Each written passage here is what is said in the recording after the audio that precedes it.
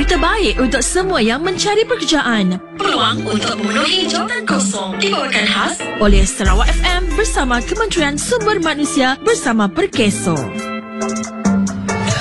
Di Kuching, Eastern Melody Sdn Bhd Kuching mempelawak penduduk tempatan untuk mengisi 15 kekosongan sebagai pekerja am dalam sektor pembinaan di Kuching.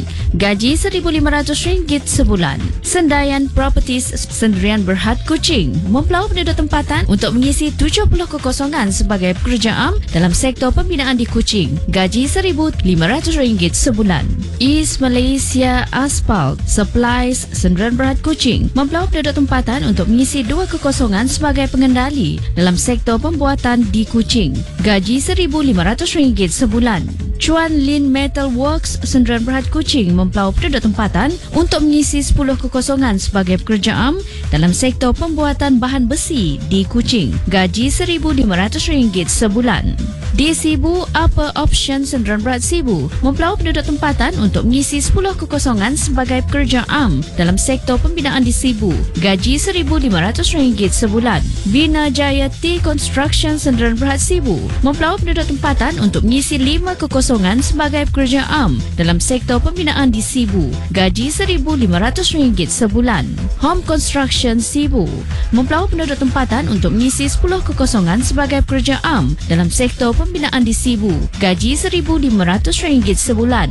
My Furniture Sibu mempelawak penduduk tempatan untuk mengisi pelbagai kekosongan dalam sektor pembuatan perabot di Sibu. Gaji RM1,500 hingga RM1,600 sebulan. Yu Chen Construction Sibu mempelawak penduduk tempatan untuk mengisi 10 kekosongan sebagai pekerja am dalam sektor kontraktor di Sibu. Gaji RM1,500 sebulan. Everbest Wood Products Sdn Bhd Sibu mempelawak penduduk tempatan untuk mengisi pelbagai kekosongan dalam sektor pembuatan di Sibu. Gaji RM1,800 sebulan.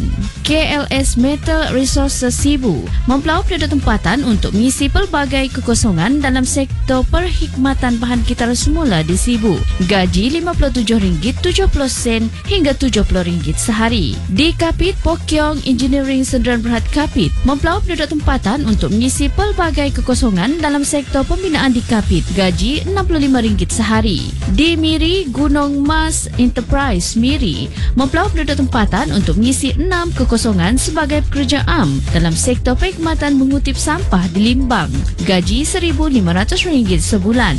Dan Farm Village Miri mempelawak penduduk tempatan untuk mengisi pelbagai kekosongan dalam sektor perkhidmatan restoran di Miri. Gaji RM1,500 hingga RM2,000 sebulan.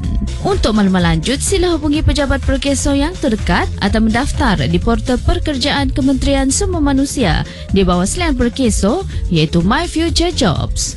Berita baik untuk semua yang mencari pekerjaan. Peluang untuk memenuhi jawatan kosong dibawakan khas oleh Sarawak FM bersama Kementerian Sumber Manusia bersama Perkeso. Rancangan iklan jawatan kosong My Future Jobs ini diterbitkan oleh Unit Pemasaran Promosi dan Kawasalia RTM Sarawak dan My Future Jobs Broadcast Center. Terima kasih kerana mendengarkan siaran program iklan jawatan kosong My Future Jobs untuk minggu ini. Ikuti lagi siaran program iklan jawatan kosong My Future Jobs pada minggu hadapan dan waktu yang sama setiap Selasa hingga Khamis pukul 1.30 tengah hari dan ulangannya pada pukul 5.30 petang hanya di Sarawak FM, Sehati Sejiwa.